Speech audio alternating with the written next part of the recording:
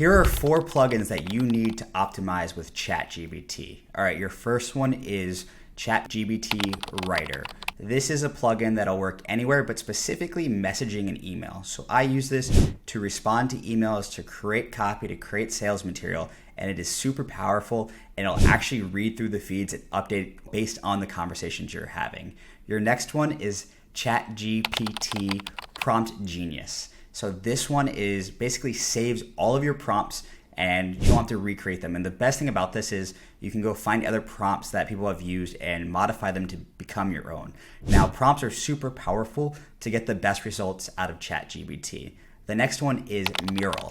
Mural follows you around, and all you have to do is a simple command. I have mine set to Command M, and this will actually allow you to prompt ChatGPT at any moment. And you can pull it up and have it summarize material for you. You can have it look things up for you and do really what you need. And they classify this as your assistant. And the last one to talk about is WebChatGPT. So now, as you guys might know, you can't actually go back in time with ChatGPT. Right now, it's only programmed for the last year or two. And so this will actually allow it to do research for you. And it'll pull up web links and research them, and then it'll actually cite them on your papers or whatever you're using ChatGPT for.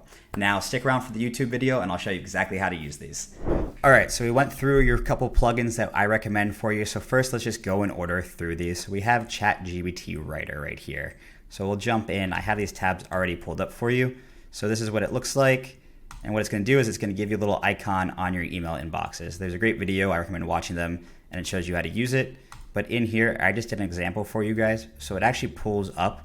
You can write whatever you want in here and then tell them what you want to do. So I write a sales email, and then I just hit generate, and actually created that sales email for me right there. And so it was super powerful, very quick. And then if you're in threads, you can have the same thing as write a reply, and you can do different narratives on that. So our next up is the prompt generator. So right here, you can create your own prompts. You can look at public prompts.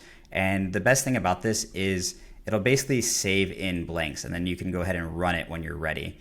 And you'll see what it looks like there, and it's running with the information you need. And it's really powerful because once you find prompts that work for you, whether you're doing research papers or kind of SEO articles, whatever that is, it's all gonna be pre-saved for you. So the next one, again, here's what it looks like, your Prompt Genius. Your next one is Mural. This is one of my personal favorites because it's like your personal assistant. So all I have to do is hit Control M, and it'll basically follow me around. So here's an example of what I did here, and you can make it just run based off of the prompts you give it, and it's super simple, and that's it. So I was able to highlight this, Control M, and there it is. And then I can copy this and put it right there, and it wrote the material for me, and I haven't read this one, but usually it's right on point for me. Then the next thing I like about it is it actually integrates with Google, so you can ask it to do specific searches for you as well, and it'll create material and answers right built into Google. So no more having to jump to different tools. It's super powerful and built in for you. And the last one we talked about was the WebGPT. So this is really cool because as you do searches here, it'll actually pull in examples. So let's do, what is PR? Public relations. And hopefully it pulls in some citations for us as it's thinking. All right, so we got it going now, and it's writing for us, and that was it, and it'll be pulling stuff. So here you go, here are your citations. So if you're doing a research paper or anything like that, you need to show where you got your sources from, and you can set kind of how many resources you want it to pull in. Hopefully you now have a better idea on how to actually use ChatGPT. These are some simple ways that I'm using it in my day-to-day business. Thank you.